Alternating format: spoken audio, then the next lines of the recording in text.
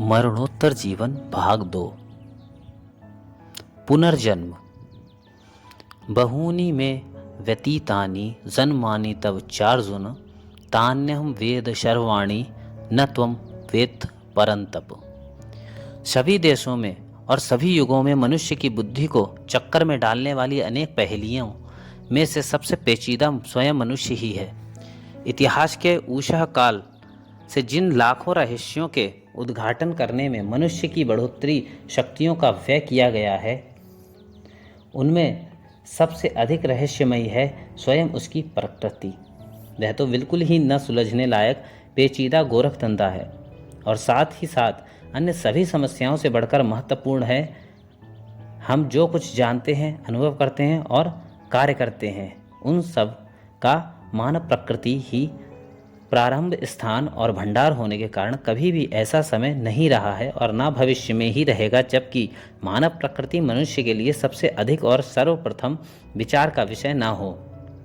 मानव अस्तित्व के साथ अति निकट संबंध रखने वाली प्रबल जिज्ञासा उस सत्य के प्रति होने के कारण या बाह्य सृष्टि के माप के आंतरिक पैमाने के लिए सर्वोपरि उत्कट इच्छा रहने के कारण या परिवर्तनशील संसार में एक अचल केंद्र प्राप्त करने की अत्यधिक स्वाभाविक आवश्यकता प्रतीत होने के कारण मनुष्य कभी कभी मुट्ठी भर धूलि को ही सुवर्ण जानकर ग्रहण कर लेता है और तर्क या बुद्धि से श्रेष्ठ आंतरिक ध्वनि द्वारा सचेत किए जाने पर भी अंतः स्थित ईश्वरत्व का सच्चा अर्थ ठीक ठीक लगाने में कई बार भूल करता है। तथापि जब से खोज या शोध का प्रारंभ हुआ है तब से ऐसा समय कभी नहीं रहा जबकि किसी जाति या कुछ व्यक्तियों ने सत्य के दीपक को ऊंचा ना उठाए रखा हो। चारों ओर की परिस्थिति और अनावश्यक ब्यौरों की एकांकी छिछली और पूर्व ग्रह दूषित धारणा करके कभी कभी अनेक संप्रदायों और पंथों के अनिश्चित मतों से ऊबकर और दुख की बात है कि बहुधा संगठित पुरोहित दल के घोर अंधविश्वासों के फलस्वरूप अत्यंत विपरीत दिशा में पहुंच जाने के कारण पुराने जमाने में आजकल विशेषकर प्रौढ़ बुद्धि वाले अनेक मनुष्यों ने सत्य की शोध को निराश होकर छोड़ ही नहीं दिया वरन उसे निष्फल और निरुपयोगी भी घोषित कर दिया। भले ही दार्शनिक लोग क्रुद्ध हों और नाक भौं सिकोड़ें और पुरोहित लोग अपना रोजगार तलवार के बल पर ही क्यों न जारी रखें, परंतु सत्य तो उन्हीं को प्राप्त होता है जो निर्भय होकर बिना दुकानदारी किए उसके मंदिर में जाकर केवल उसी के हेतु उसकी पूजा करते हैं। प्रकाश उन्हीं व्यक्तियों को प्राप्त होता है जो अपनी बुद्धि द्वारा सचेष्ट होकर प्रयत्न करते हैं, यद्यपि वह धीरे से संपूर्ण राष्ट्र के पास बिना जाने पहुंच जाता है। दार्शनिक तत्ववेत्तागण महामना पुरुषों द्वारा सत्य की खोज के लिए इच्छापूर्वक किए हुए विशेष प्रयत्नों के उदाहरण प्रस्तुत करते हैं और इतिहास यह बताता है कि वही सत्य किस प्रकार धीरे धीरे चुपके से सारी जनता में प्रविष्ट हो गया। मनुष्यों ने अपने संबंध में जितने सिद्धांत निकाले हैं उन सब में से सर्वाधिक प्रचलित शरीर से भिन्न अस्तित्व वाले अमर आत्मा का ही है और ऐसे आत्मा को मानने वालों में से अधिकांश विचारवान लोग सदा उसके पूर्वास्तित्व में भी विश्वास करते आए हैं। वर्तमान समय में संगठित धर्म वाले अधिकांश मनुष्य यही विश्वास रखते हैं और सुसंपन्न देशों के अत्युत्तम विचारशील पुरुष यद्यपि वे आत्मा के पूर्व अस्तित्व के विरोधी धर्म में पले हैं तथापि वे उस विश्वास का समर्थन करते हैं। यह विश्वास हिंदू धर्म और बौद्ध धर्म का आधार है। पुराने मिस्र देश निवासी विद्वान लोग इसे मानते थे। पुराने ईरानी लोगों ने भी इस विश्वास को ग्रहण किया। यूनानी तत्ववेत्ताओं ने इसे अपने दर्शन शास्त्र की नींव बनाई। हिब्रुओं में से फैरिसी लोगों ने इसे स्वीकार किया। मुसलमानों में से प्रायः सभी सूफियों ने इसकी सत्यता को मान लिया। भिन्न भिन्न देशों में वहाँ की विशेष परिस्थितियों के कारण भिन्न भिन्न मत उत्पन्न होते हैं और बढ़ते हैं।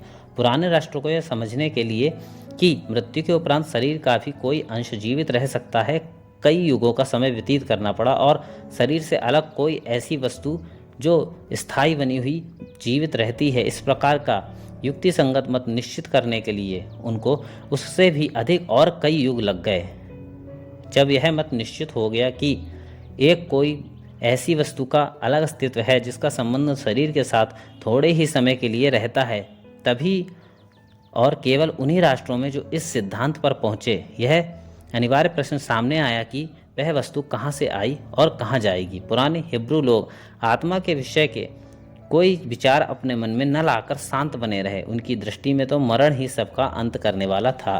कार्ल हेकल ठीक कहते हैं कि यद्यपि यह सच है कि पुराने टेस्टामेंट अर्थात ओल्ड टेस्टामेंट में निर्वासन के पूर्व हिब्रू लोग शरीर से भिन्न एक जीवन तत्व को पहचानते हैं जिसे वे नेफेश, रूआख, निशामा कहते हैं, पर इन शब्दों से आत्मा की अपेक्षा प्राणवायु का बोध होता है।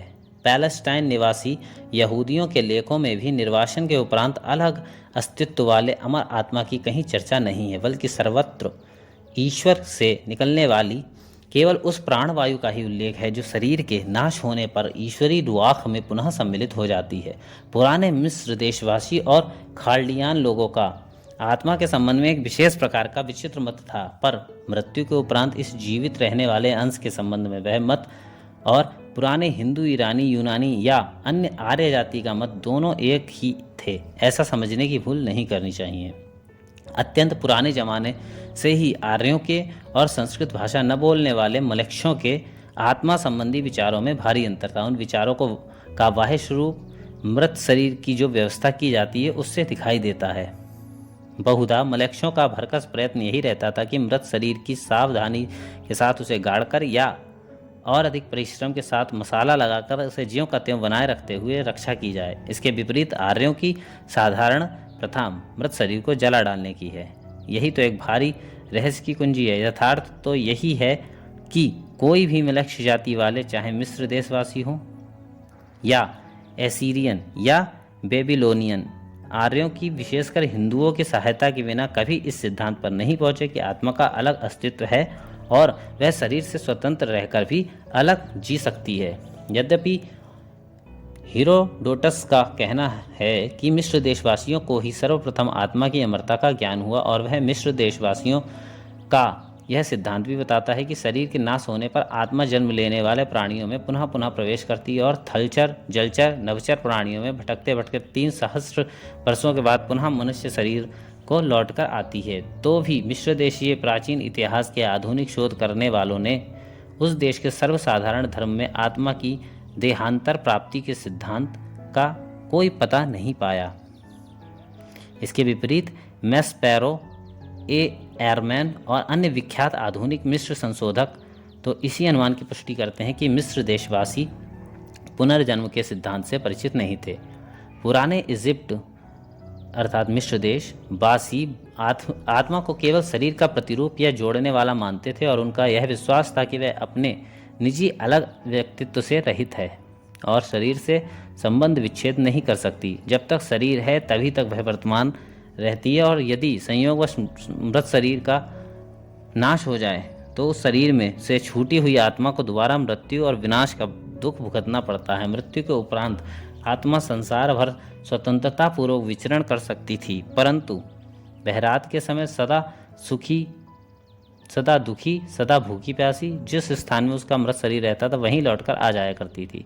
उसकी सदैव पुनः एक बार जीवन के भोग सुख भोगने की अत्यंत उत्कट इच्छा रहती थी, पर उस इच्छा को वह कभी पूर्ण नहीं कर सकती थी। यदि उसके पुराने शरीर के किसी भाग में कोई चोट आ जाए तो आत्मा के भी उसी भाग में अवश्य ही चोट आ जाती थी। अपने इसी विचार के कारण इजिप्त निवासी अपने यहाँ के मुर्दों की रक्षा करने के लिए प्रयत्नशील रहते थे। पहले तो उन्होंने मुर्दों को गाड़ने के लिए मरुस्थल को पसंद किया था, क्योंकि वहाँ की सूखी हवा में शरीर का नाश शीघ्र नहीं होता था और इसी कारण मरी हुई आत्मा को दीर्घ जीवन प्राप्त हो जाता था। कुछ काल के उपरांत उनके यहाँ के एक देवता ने मुर्दे को ज्यों का त्यों बनाए रखने की विद्या का आविष्कार किया। इस विद्या द्वारा श्रद्धावान लोग अपने पूर्वजों के मृत शरीरों को प्रायः अनंत काल तक रख सकने की आशा करने लगे, जिससे कि मृत आत्मा या प्रेत आत्मा वह चाहे जितनी भी दुखी क्यों न हो अमृत प्राप्त कर सके। जिस संसार में आत्मा अब आगे कोई आनंद प्राप्त नहीं कर सकती, उस संसार के लिए सदैव शोक करते रहने से मृत पुरुष के दुख और पीड़ा का कोई अंत नहीं रहता था। मृत पुरुष चिल्ला उठता, अरे मेरे भैया, खान पान नशा कुछ भी मत छोड़ो, प्रेम और सुखोपभोग से भी अलग मत हो, चाहे रात हो या दिन, अपनी वासनाओं की तृप्ति से विरत मत हो, अपने हृदय में दुख मत लाओ, क्योंकि मनुष्य को पृथ्वी पर रहना ही कितने वर्ष है। पश्चिम तो घोर निद्रा और गहरी छाया का स्थान है, जहाँ के निवास करने वाले एक बार स्थापित कर दिए जाने पर अपने मम्मी रूप में सदा सुप्त रहते हैं और अपने भाइयों को देखने के लिए कभी जागृत नहीं हो सकते। वे अपने माता पिता को अब आगे कभी नहीं पहचानते और अपनी स्त्रियों और बच्चों को भी अंतःकरण से भूल जाते हैं। वह सजीव जल जिसे पृथ्वी अपने ऊपर बसने वाले सभी को देती है, वह जल भी मेरे लिए दूषित और प्राणहीन बन जाता है। वह जल पृथ्वी पर रहने वालों के लिए तो बहता हुआ है, पर मेरे लिए तो वह जल जो मेरा है केवल सड़ा हुआ द्रव मात्र है। जब से मैं इस शमशान घाटी में आया हूँ, मैं कहाँ हूँ, मैं क्या हूँ, यही नहीं जान पाता। मुझे बहता पानी पीने को दो, मुझे जल के किनारे मेरा मुंह उत्तर की ओर करके रख दो, जिससे कि मुझे शीतल वायु का स्पर्श सुख प्राप्त हो और मेरा हृदय अपने दुख से छूटकर प्रफुल्ल हो उठे। ये जो पंक्तियाँ अभी बोली गई हैं, ये मूल पंक्तियाँ व्रग्रश द्वारा जर्मन भाषा में अनुवादित की गई हैं। ठीक है। यद्यपि खाल्डियन लोग इजिप्त वालों की भांति मृत्यु के अनंतर की आत्मा की अवस्था का इतना हिसाब लगाने नहीं बैठते, पर तो भी उन लोगों में भी आत्मा शरीर का प्रतिरूप है और अपनी कब्र से ही बंधी रहती है। वे भी भौतिक शरीर से अलग अवस्था की कल्पना नहीं कर सके और मुर्दे के पुनः जी उठने की आशा करते थे। और यद्यपि देवी इश्तार ने बड़ी बड़ी विपत्तियों को भोग कर और दुस्साहसपूर्ण कार्य करके अपनी गडरिया पति डुमूजी इया और डैम किना के पुत्र को जिंदा पुनः जिला दिया, पर अत्यंत धार्मिक भक्तगण भी अपने मृत मित्रों और बंधु बांधवों को पुनर्जीवन प्राप्त कराने के लिए इस मंदिर से उस मंदिर में प्रार्थना करते व्यर्थ ही भटकते रहे।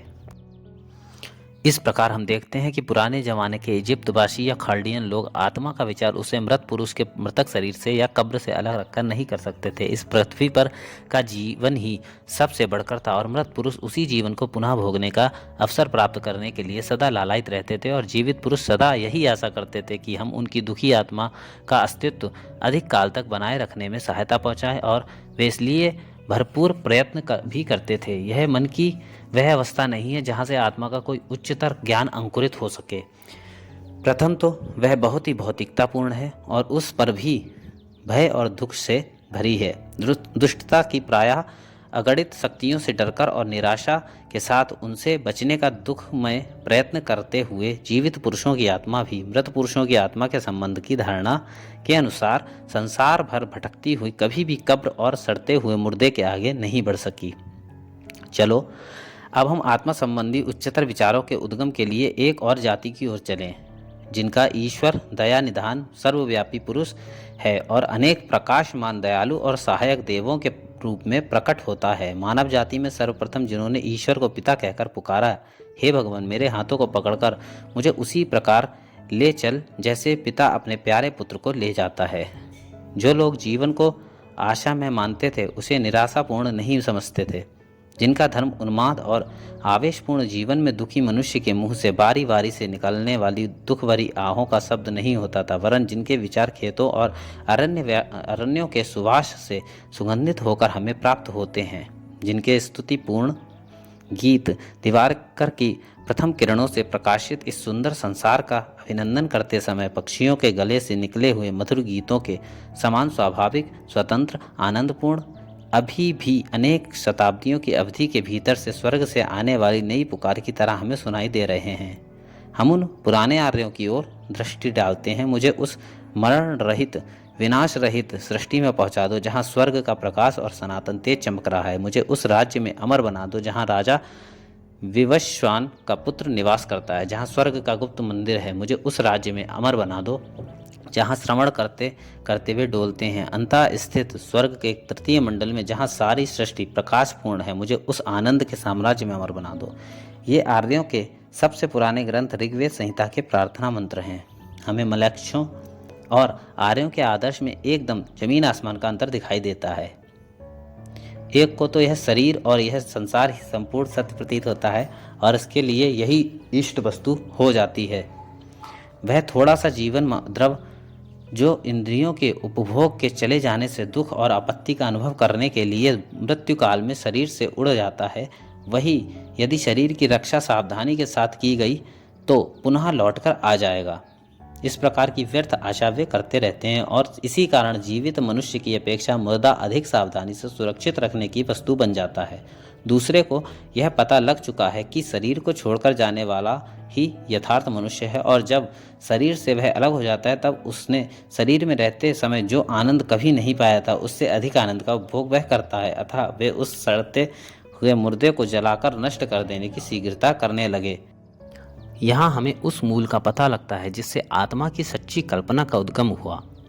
यही स्थान है जहाँ कि शरीर नहीं वरन आत्मा ही यथार्थ मनुष्य है, इसका पता चला। यही स्थान है जहाँ कि यथार्थ मनुष्य और उसके शरीर के अटूट संबंध होने के समस्त विचारों का अभाव है। इसीलिए यहाँ पर आत्मा की स्वाधीनता के उदार विचार का उदय हो सका। और जब आर्यों के ने दिवंगत आत्मा जिस शरीर रूपी चमकीले वस्त्र के भीतर लपेटी रहती है उसको भेद कर भीतर देखा, तब उन्हें उस आत्मा का यथार्थ स्वरूप एकाकी निराकार विशिष्ट तत्व होने का पता चला और तभी यह अनिवार्य प्रश्न उठा कि वह कहाँ से आई। भारतवर्ष में और आर्यों में ही पूर्व जन्म अमरत्व और आत्मा के व्यक्तित्व का सिद्धांत प्रथमतः प्रकट हुआ। इजिप्त देश के आधुनिक संशोधनों में इस पृथ्वी पर के जीवन काल के पूर्व और पश्चात रहने वाली स्वतंत्र व्यक्तिवान आत्मा के सिद्धांतों का नाम निशान नहीं पाया जाता। किसी किसी रहस्य ग्रंथ में यह विचार है, पर उनमें उसका सूत्र भारतवर्ष से ही संबंध रखता पाया गया है। कार्ल हैकेल कहते हैं, मुझे निश्चय हो चुका है कि जितनी अधिक गंभीरता से हम इजिप्त वालों के धर्म का अध्ययन करते हैं उतना ही अधिक स्पष्ट हमें यह दिखता है कि सर्वसाधारण इजिप्शियन धर्म के लिए आत्मा की देहांतर प्राप्ति का सिद्धांत बिल्कुल पराई वस्तु थी और जिस किसी भी रहस्य ग्रंथ में वह बात है वह ओसाइरिश उपदेशों के अंतर्गत नहीं है, वह हिंदू ग्रंथ से प्राप्त किया है। तत्पश्चात हम अलेक्जेंड्रिया के यहूदियों में व्यक्तिमान आत्मा का सिद्धांत देखते हैं और ईसा मसीह के समय के फैरिसी लोग भी, जैसा हम पहले बता चुके हैं, न केवल स्वतंत्र आत्मा में ही विश्वास करते थे वरन भिन्न भिन्न शरीरों में वह भटकती रहती है यह भी मानते थे। और इस प्रकार यह जानना आसान हो जाता है कि ईसा मसीह एक पुराने पैगंबर के अवतार कैसे माने गए और स्वयं ईसा मसीह जोर देकर कहते थे कि पैगंबर इलियस ही जॉन बैप्टिस्ट बनकर पुनः आए थे। यदि आप इसे माने तो यह इलियस ही है जो आने वाला था। मैथ्यू 11:14। आत्मा और उसके स्वतंत्र व्यक्तित्व का विचार हिब्रुओं में मालूम होता है। मिस्री लोगों के उच्चतर रहस्यमय उपदेशों के द्वारा पहुंचा और इजिप्त वालों ने उसे भारतवर्ष से ग्रहण किया और वह विचार अलेक्जेंड्रिया के रास्ते आया। यह बात अर्थपूर्ण है क्योंकि बौद्ध ग्रंथों से स्पष्ट पता चलता है कि बौद्ध धर्म प्रचारकों का कार्य क्षेत्र अलेक्जेंड्रिया और एशिया माइनर में रहा है। कहा जाता है कि पाइथागोरस की ही प्रथम यूनानी है जिसने ग्रीस अर्थात यूनान देश वाले हेलेंस लोगों को पुनर्जन्म का सिद्धांत सिखाया। वे आर्य जाति के होने के कारण पहले ही अपने मुर्दों को जलाते थे और व्यक्तिमान आत्मा के सिद्धांत को मानते थे। अतः उन यूनानियों को पाइथागोरस के उपदेश से पुनर्जन्म का सिद्धांत मान लेना आसान मालूम पड़ा। अपूलियस के कथन के अनुसार पाइथागोरस भारतवर्ष में आए थे और वहाँ के ब्राह्मणों से उन्होंने शिक्षा ग्रहण की थी। अब तक हम यह जान चुके हैं कि जहाँ कहीं आत्मा न केवल शरीर को जीवित रखने वाला एक अंश वरन पृथक यथार्थ मनुष्य ही मानी जाती है, वहाँ उसके पूर्वास्तित्व का सिद्धांत अवश्य ही निश्चय हो चुका। और जिन राष्ट्रों ने आत्मा के स्वतंत्र व्यक्तित्व को माना उन्होंने मृतक शरीर को जलाकर अपने उस विश्वास को बाह्य रूप में सदैव प्रकट भी किया। यद्यपि आर्यों की एक पुरानी जाति वाले पर्शिया निवासियों यानी कि फारस देश वालों ने पुराने जमाने से ही बिना किसी सेमेटिक प्रभाव के अपने यहाँ के मुर्दों को अलग करने की एक अद्भुत रीति प्रचलित की। वे अपने टावर्स ऑफ साइलेंस यानी कि शांति की मीनारों को जिस नाम से पुकारते हैं वह नाम दह अर्थात जलाना धातु से बना है। संक्षेप में यह कह सकते हैं कि जिन जातियों ने अपनी प्रकृति के विश्लेषण की ओर अधिक ध्यान नहीं दिया वे तो अपने सर्वस्वरूपी इस भौतिक शरीर के परे नहीं पहुँचे और जब कभी उन्हें उसके परे जाने के लिए उच्चतर आलोक द्वारा प्रेरणा हुई तब भी वे केवल इसी सिद्धांत पर पहुंचे कि किसी भी प्रकार कभी सुदूर भविष्य में यह शरीर ही अविनाशी बन जाएगा। इसके विपरीत उस जाति या राष्ट्र के लोगों ने, इंडो आर्यन लोगों ने, अपनी अधिकांश उत्तम शक्तियां इसी खोज में लगा दी कि इस बुद्धि शक्ति युक्त मनुष्य का यथार्थ स्वरूप क्या है, और परिणाम में उन्हें पता लगा कि इस शरीर के परे और उसके पूर्वज जिस तेजस्वी शरीर की आकांक्षा करते रहे, उसके भी परे यथार्थ मानव, वह सत्य तत्व, वह व्यक्ति है जो इस शरीर रूपी आवरण या वस्त्र को धारण कर लेता है और पुनः उसके जीर्ण हो जाने पर उसे अलग फेंक देता है। क्या यह तत्व सृष्ट किया गया? यदि सृजन का अर्थ यह है कि कुछ नहीं से कोई वस्तु बाहर आई, तब तो उसका उत्तर निश्चयात्मक नहीं है। यह आत्मा जन्म रहित और मरण रहित है। यह आत्मा किसी प्रकार के सम्मिश्रण या संयोग से बनी हुई नहीं है, वरन स्वतंत्र व्यक्तिमत्ता है, और इसी कारण ना तो वह उत्पन्न की जा सकती है और ना उसका नाश ही किया जा सकता है। वह तो भिन्न भिन्न अवस्थाओं में से यात्रा कर रही है। संभवतः यह प्रश्न उठता है कि वह इतने समय तक कहाँ थी? हिंदू तत्ववेत्ता कहते हैं वह भौतिक दृष्टि से भिन्न भिन्न शरीरों में प्रवेश कर रही थी, या यथार्थ में तात्विक दृष्टि से देखने पर भिन्न भिन्न मानसिक भूमिकाओं में से जा रही थी। हिंदू दार्शनिक लोगों ने जो पुनर्जन्म का सिद्धांत निकाला है, उसके लिए वेदों के उपदेश के सिवाय और भी कई प्रमाण हैं। हाँ, ऐसे प्रमाण हैं, और हम आगे यह बताने की आशा करते हैं कि उसके लिए ऐसे ही प्रबल प्रमाण हैं जैसे किसी भी अन्य सर्वमान्य सिद्धांत के लिए। परंतु पहले हम यह देख लें कि कई आधुनिक यूरोपीय मनीषियों ने पुनर्जन्म के संबंध में क्या कहा है।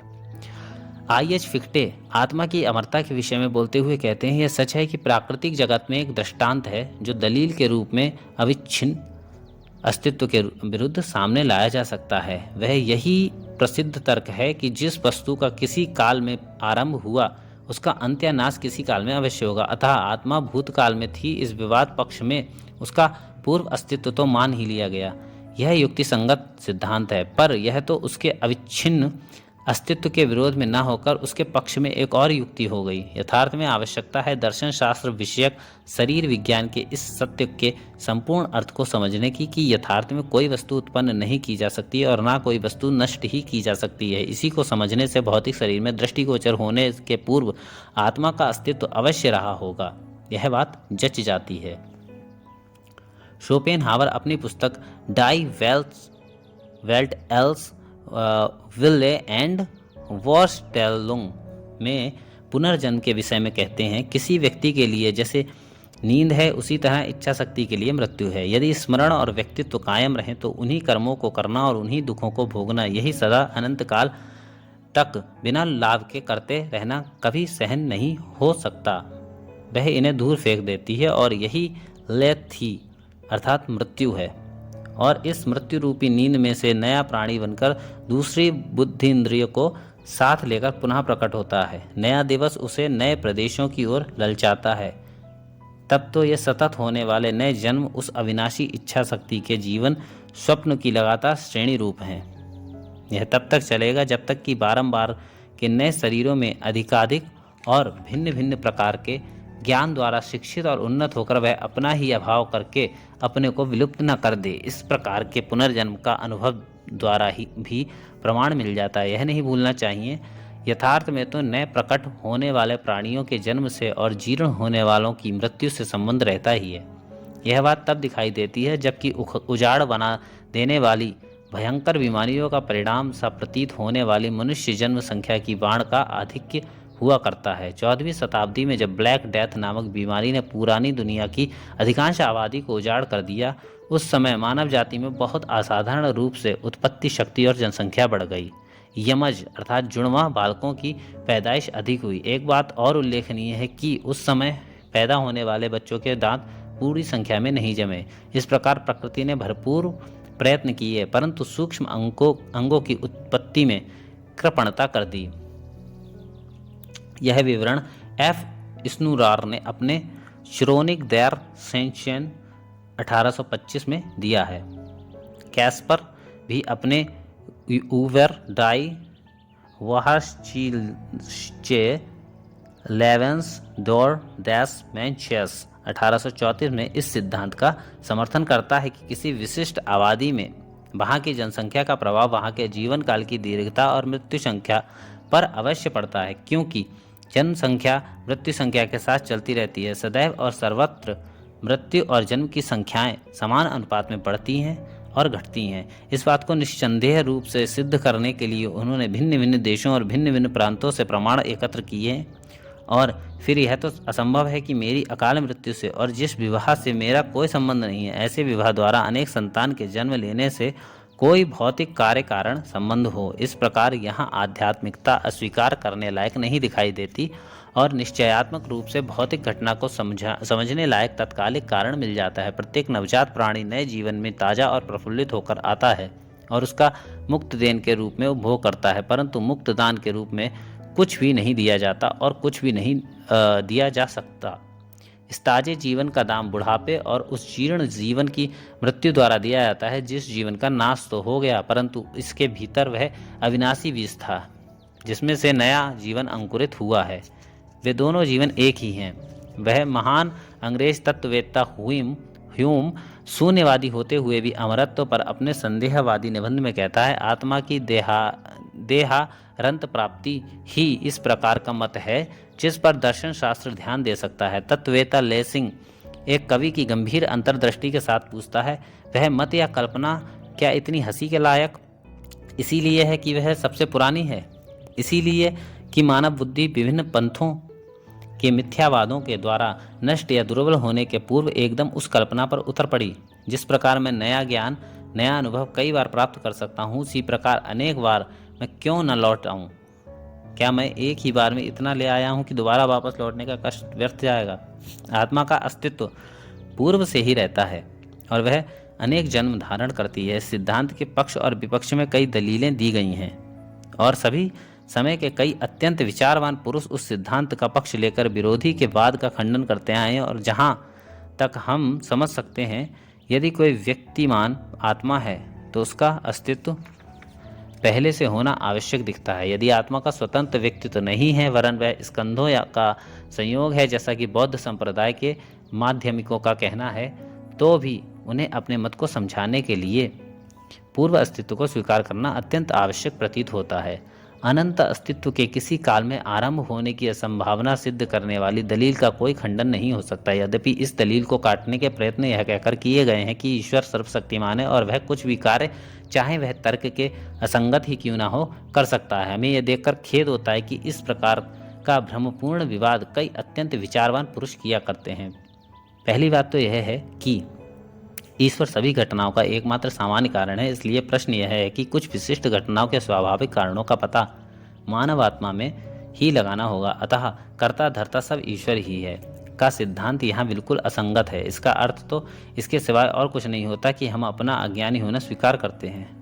मानव ज्ञान के किसी भी विभाग में किसी भी प्रश्न के पूछे जाने पर हम यही उत्तर दे सकते हैं और हर प्रकार की जिज्ञासा को और परिणामतः ज्ञान को ही समाप्त कर सकते हैं। दूसरी बात यह है कि हर समय ईश्वर की सर्वशक्तिमत्ता की दुहाई देना केवल शब्द जाल है।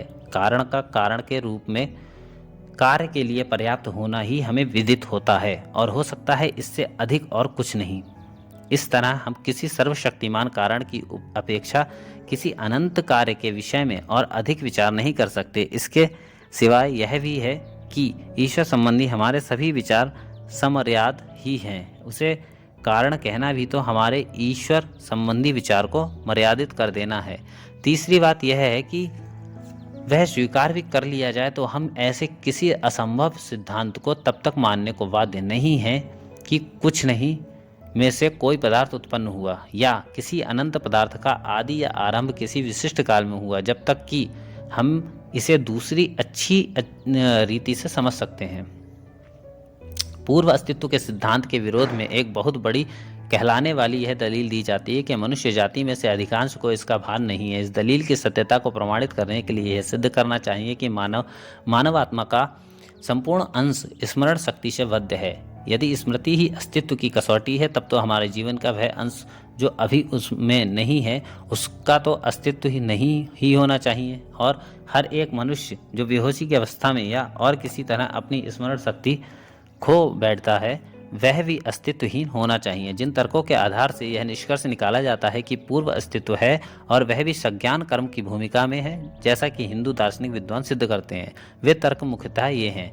प्रथमतः इस संसार में जो असमानता है उसको और किस प्रकार से समझाएं। न्याय और दया निधान ईश्वर की सृष्टि में एक बालक जन्म लेता है, उसकी हर एक परिस्थिति उसको उत्तम और मानव समाज के लिए उपयोगी बनाने के लिए अनुकूल है और संभवतः उसी क्षण में और उसी शहर में एक दूसरा बालक जन्म लेता है जिसकी प्रत्येक परिस्थिति उसके अच्छे बनने के प्रतिकूल है। हम ऐसे बच्चे देखते हैं जो कि दुख भोगने के लिए और संभवतः जन्म भर दुख भोगने के लिए ही जन्म लेते हैं और ऐसा उनके स्वयं के किसी अपराध के कारण नहीं होता। ऐसा क्यों होना चाहिए? इसका कारण क्या है? किसकी अज्ञानता का यह परिणाम है? यदि उस बालक का कोई अपराध नहीं है तो उसके माता पिता के कर्मों के लिए उसे क्यों दुख भोगना चाहिए? यहाँ के दुख के अनुपात से भविष्य में सुख मिलेगा ऐसा प्रलोभन दिखाने या रहस्यात्मक बातें सामने लाने की अपेक्षा तो इसका कारण हम नहीं जानते, यह स्वीकार कर लेना अधिक अच्छा है। कोई हमें बिना अपराध के जबरदस्ती दंड भुगतावे, यह तो नैतिकता के विरुद्ध है, अन्याय तो है ही, परंतु भविष्य काल में पूर्ति होने का सिद्धांत भी लंगड़ा और निराधार है। दुख देने में जन्म लेने वालों में से कितने उच्चतर जीवन बनाने का कष्ट कर प्रयत्न करते हैं और कितने उससे अधिक संख्या में जिस परिस्थिति में रखे जाते हैं उसी के शिकार हो जाते हैं। बुरी परिस्थिति में बलात् जन्म दिए जाने के कारण जो अधिक बुरे और दुष्टतर बन जाते हैं, उन्हें भविष्य में उनके जीवन काल की दुष्टता के लिए क्या पारितोषिक मिलना चाहिए। तब तो मनुष्य यहाँ जितना ही अधिक दुष्ट होगा उतना ही इस जन्म के पश्चात उसे सुख उपभोग प्राप्त होगा।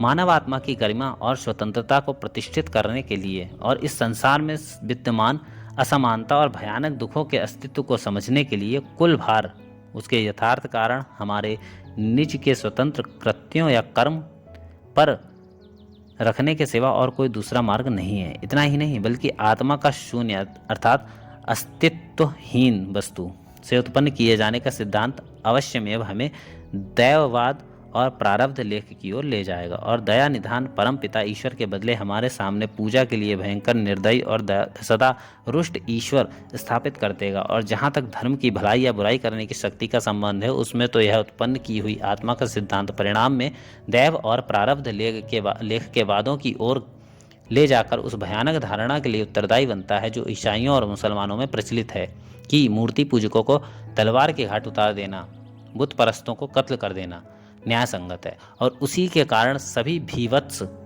कांड हुए हैं और अब तक हो रहे हैं। परंतु न्यायमतवादी तत्ववेत्ताओं ने पुनर्जन्म के पक्ष में सदैव एक तर्क उपस्थित किया है जो हमें निश्चयात्मक प्रतीत होता है। वह तर्क यह है कि हमारे अनुभव लुप्त या नष्ट नहीं किए जा सकते। हमारी कृतियाँ अर्थात कर्म यद्यपि देखने में लुप्त सी हो जाती हैं तथापि अदृष्ट बनी हुई रहती हैं और अपने परिणाम में प्रवृत्ति का रूप धारण करके पुनः प्रकट होती हैं। छोटे छोटे बच्चे भी कुछ प्रवृत्तियों को उदाहरणार्थ मृत्यु का भय अपने साथ लेकर चलते हैं।